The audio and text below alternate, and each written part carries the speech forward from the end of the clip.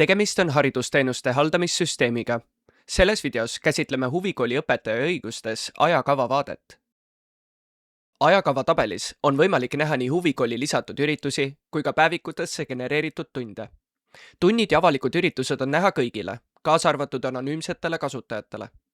Privaatsed üritused ja tunnid aga on näha vaid sisselogitud kasutajatele, kes on selle sündmusega seotud. Siin näites oleme sisseloginud õpetaja Ellena.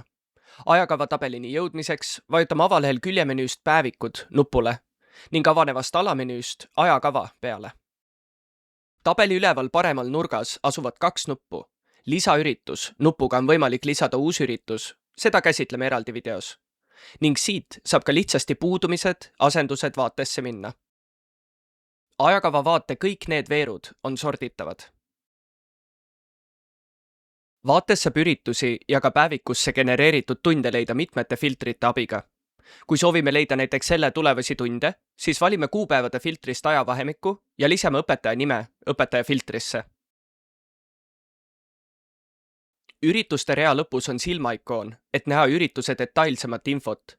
Muutmisvaatesse jõudmiseks vajutame pliiatsi ikoonile. Ajakava tabelist saab ka avada päevikuid ning minna tunni sissekande vaatesse.